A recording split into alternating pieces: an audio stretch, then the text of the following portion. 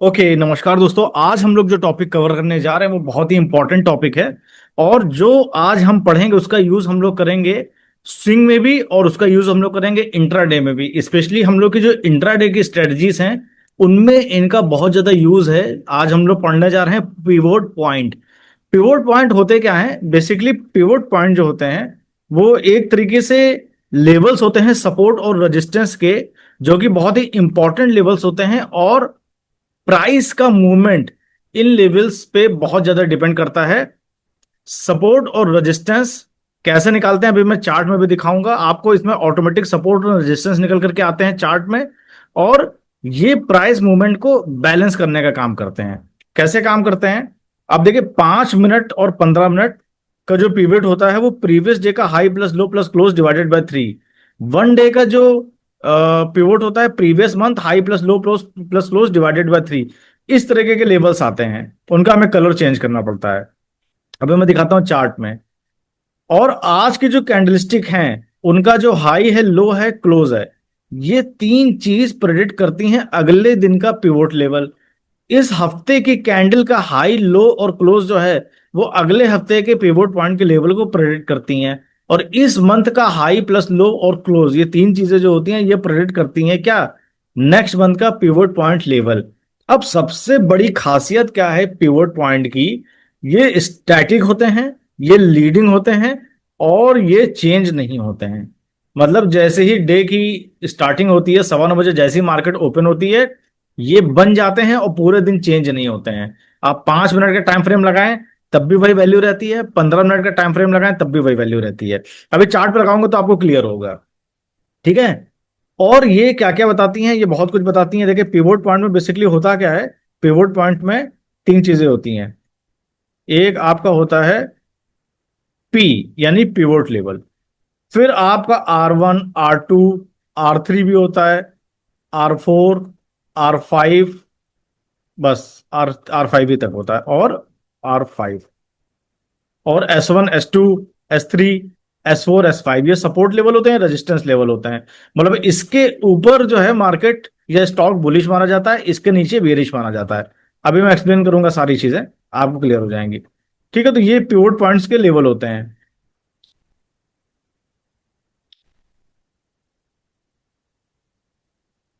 1 minute.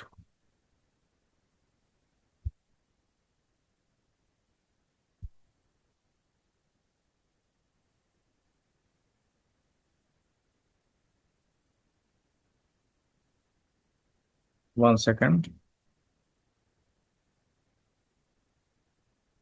यहाँ पे चलते हैं। ये हम लोगों का चार्ट हो गया। ठीक है।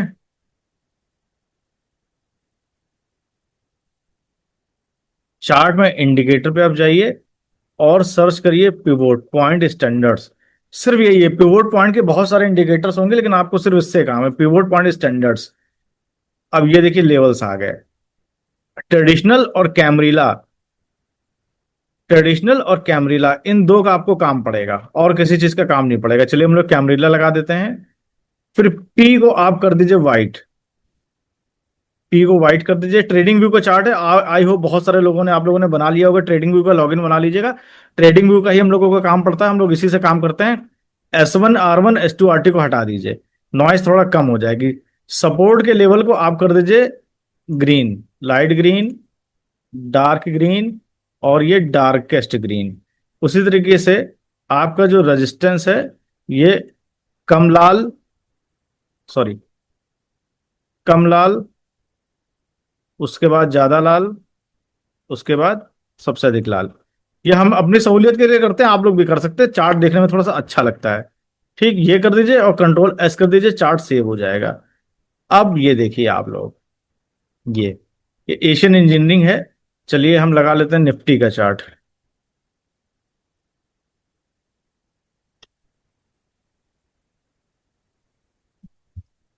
ये लगा लिया निफ्टी का चार्ट। देखिए निफ्टी में आपको ट्रेडिशनल लगाना पड़ेगा। चलिए कोई स्टॉक लेकर के चलते हैं, रिलायंस लेकर के चलते हैं।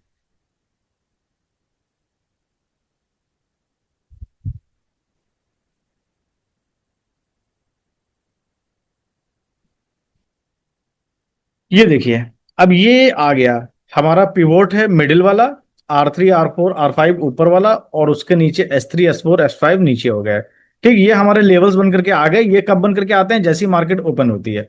मार्केट ओपन हुई, ये लेवल्स बन करके आ गए। अब इनके बेसिस पे आपको काम करना है। अब देखिए हुआ क्या, उठा करके देखिए, ये डे का चार्ट है, सॉरी, इसको आज हम इंट्राडे में लेके चलते हैं, इसको हम 15 मिनट कर देते हैं। ठीक, स्टॉक ऊपर से नीचे गिरा, नीचे गिरा, नीचे गिरा। इसने पिवोट पॉइंट के नीचे आया और यहां से इसने सपोर्ट लिया। सपोर्ट लेने के बाद ये ऊपर गया। अब होता क्या कि कब कहां पे क्या करना है वो भी मैं आपको बताऊंगा। ये देखिए, इन लेवल्स को करता है। यहां पे S4 को आया, ब्रेक नहीं कर पाया, S4 पे सपोर्ट लिया, ऊपर गया। थोड़ी देर S3 के पास रहा, वहां से फिर ये नीचे गया। तो ये इंपॉर्टेंट लेवल्स होते हैं। ठीक है, पिवोट के नीचे ओपन हुआ। इसमें और भी इंडिकेटर लगाते हैं, वो मैं आपको बताऊंगा। अभी तो खाली पिवोट समझ लीजिए। पिवोट के नीचे ओपन हुआ, ऊपर नीचे चला आया, मार्केट नीचे थी, मार्केट नीचे गिरी, रिलायंस भी नीचे गिरा। ठीक, इस तरह से लेवल्स होते हैं। देखिए, पिवोट के नीचे ओपन हुआ, यहां पे आया, सपोर्ट 3 पे इसने सपोर्ट लिया और यहां से धीरे धीरे ऊपर गया। ये लेवल्स होते हैं। अब इसको अगर हम लगा लेते हैं ट्रेडिशनल, और हम निफ्टी के चार्ट पे जाते हैं, निफ्टी बैंक निफ्टी के, इसके साथ एक दो इंडिकेटर और लगाने पड़ते हैं, वो मैं आपको बताऊंगा। ये देखिए, दिख रहा है, पिवोट के ऊपर ओपन हुआ 23 जुलाई को, सपोर्ट लिया पिवोट पे, यहां से ये ऊपर गया। उसके बाद अगले दिन पिवोट के नीचे इसने क्लोजिंग दी, पूरे दिन ये नीचे रहा। ठीक, अगले दिन गैप डाउन ओपन हुआ, पिवोट के नीचे रहा और नीचे गया। अभी खाली लेवल समझ लीजिए, ट्रेडिंग कैसे करनी है मैं आपको सिखा दूंगा बाद में। आज ये पूरे दिन पिवोट के ऊपर रहा, इसने कोई भी लेवल ब्रेक नहीं किया, ना रेजिस्टेंस का लेवल और ना सपोर्ट का लेवल। पूरे दिन मार्केट यहां पे टहलती रही। ओके,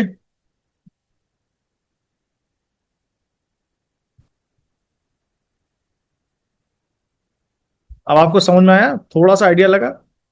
अब देखिए, ओवरबॉट एंड ओवरसोल्ड लेवल्स को भी ये बताती है। पिवोट के ऊपर R3 तक ये ओवर बॉट रहती है, और नीचे S3 के पास ये ओवरसोल्ड रहती है। ओवरबॉट एंड ओवरसोल्ड हम लोगों ने पढ़ा था, उसको भी यहां से समझ लीजिए। ये लेवल जो हो गए ओवरबॉट, ये हो गए ओवरसोल्ड। तो ये लेवल्स एक्चुअल में काम करते हैं।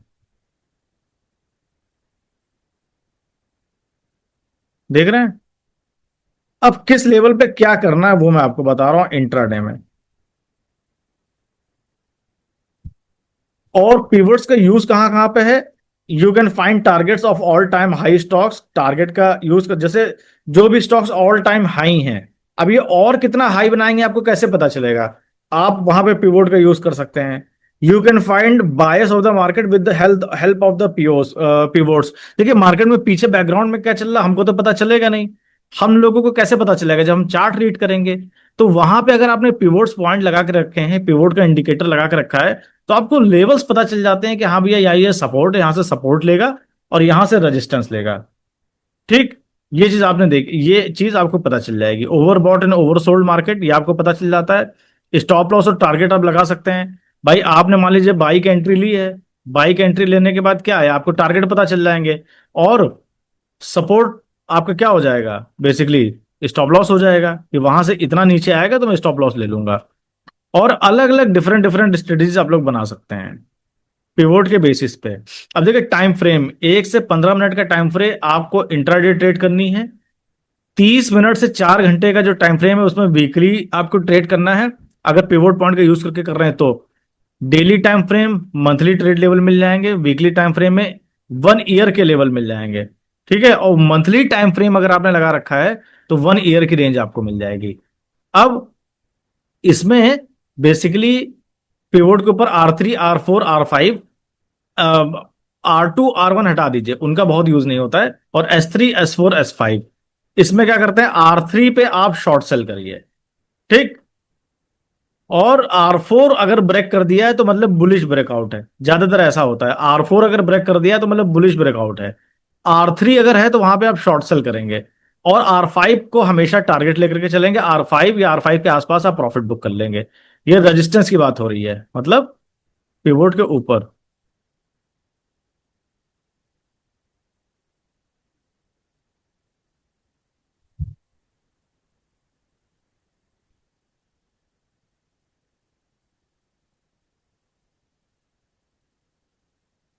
ठीक, R3 ये आपका पिवोट बनेगा।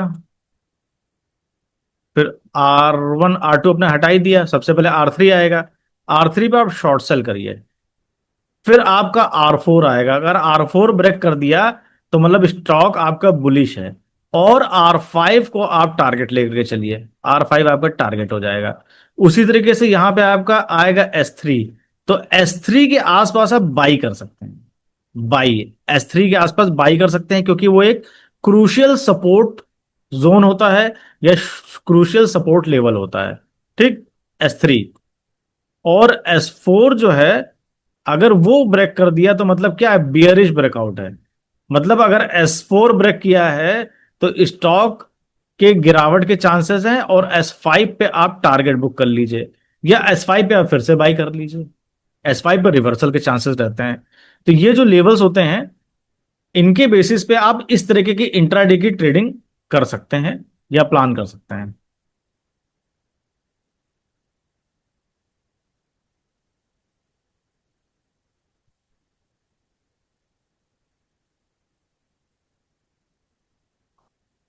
ये पिवोट लेवल हो गया, इस तरह से आप ड्रॉ कर लीजिएगा, ग्रीन कलर चेंज करके।